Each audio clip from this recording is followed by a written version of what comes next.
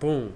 But an important thing we never discussed on here: what is general wealth to you, and how do you achieve it? Generational wealth. Yeah. Generational wealth. To me, it is creating old money. It's having a system set up to where your kids and their kids won't have to struggle. You know what I'm saying? You've created a system where your family will be straight. They always have a way to make money, and it lasts for generations.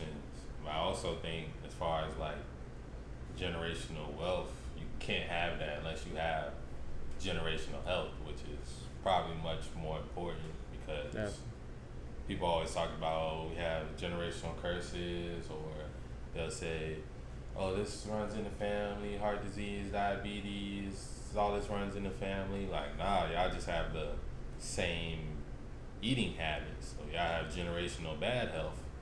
So it takes someone, preferably someone younger in the family, so they haven't, because the older people, like, it's hard for our grandmothers and even like some of our parents to change their diet once you turn a certain age. It's really hard to change that mindset. But as far as like, if you get someone younger and they start to make those changes, I feel like putting good high vibrational whole foods and fruits and vegetables into the body, it it's gonna make your brain better. It's gonna make you feel better, and you'll have more energy to work on the generational wealth side of things. Definitely, because if you're not alive, no way you're gonna be rich. Yeah, Like yeah, that's the thing. That's the you thing. gotta It's be like, alive. and then if you wanted to keep going, you need healthy family members. Because if you pass and you got two fat kids that probably won't make it past 35, 40 without severe problems, then like your legacy, everything you work for is kind of fucked.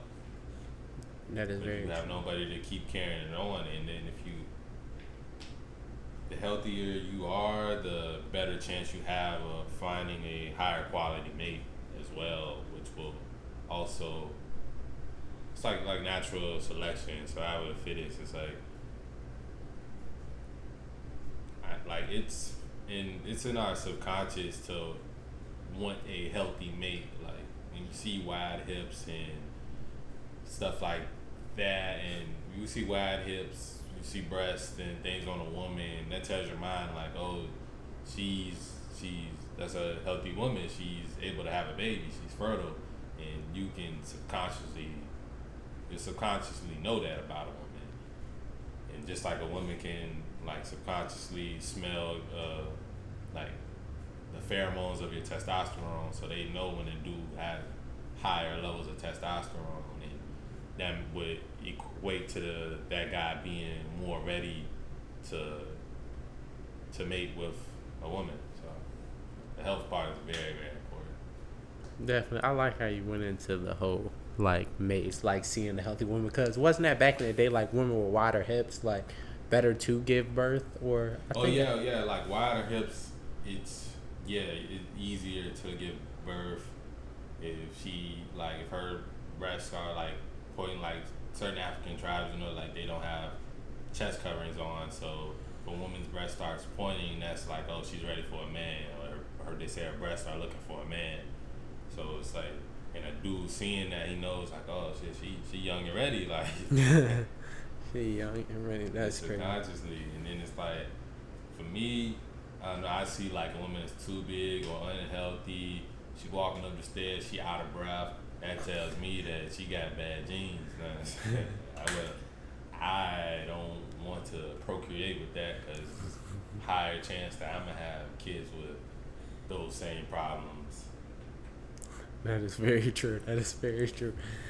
Like, is that a big factor for you? Like, determining a mate, like knowing like their health conditions previously, or like stuff It's that runs in the family.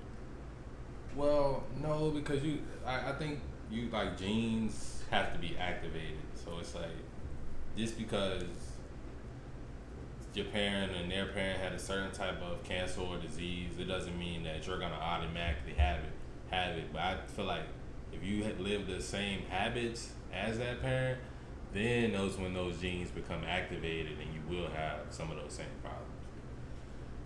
Definitely, but you yourself, you're not dating like a disabled person Nah, just because like disabled person, like what you mean disabled person? in a wheelchair. In a wheelchair? In a wheelchair. Oh, but can still have a baby. Wheelchair we can still have a baby. Wheelchair will still can have a baby. It's crazy. If we were together and that happened, then that's just what it is. But that's not what I would go out and look for. I feel like it's more so slow hanging fruit. It's like being a young single, like not saying good looking dude, but then you going after the bum bitches and the 3 baby daddy bitches and shit like that. You're going after what's easy, what you know that you can get so easy, and then it's like all of those types, the bum bitches, the 3 baby daddies, the wheelchair depends on how she got into it. Yeah, if definitely. It's like definitely, a pre-existing condition that put her there. Like those are things to think about. It definitely is. And then that's another thing going into men. Like men that do pick women, not like disabled women. We're done talking about that. If you're disabled, we still love you. We still love you, queen. But I'm talking about like girls with like kids. Girls with kids and men that don't have kids. Cause I was talking to somebody. We not name dropping.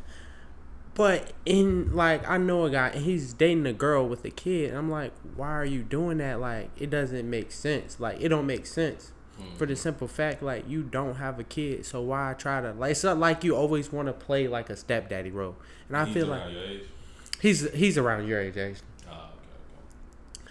And it's like to me, why would you put yourself in that situation? Why do you want to play stepdad like off rip and you don't got not one kid? I feel like that's kind of weak. I do feel like that's very weak of you. I mean, but if you like love her, most dudes like that, either they don't feel like they can get anything better, or they just feel like this is the better part of my options. Or some dudes, you know what I'm saying, you can't get finesse. You might start fucking with a shorty personality, or you might be so much in lust that you looking past all the shit that can come from fucking with a girl that got kids already. You looking past it just because you want to fuck so much, and then by the time you didn't have no game to just like let her know what you trying to do, you selling her dreams and telling her this, and you bringing chicken nuggets over there for the kid and all this other shit like that. It's like once you start doing that, and then she started putting the responsibilities on you, then you're like, ah, damn, I don't wanna fucking pick the nigga up from school, take him to school this morning. I want to chill. Like it's not my son. definitely. It puts you in a weird position. Very much so a weird position. Very much so. And like I feel like it's adding problems to your life. But okay, hold on. Let me ask you this. So let's say you fell in love, right? Mm-hmm. You're already in love, but you find out she has a kid. Well, Then what?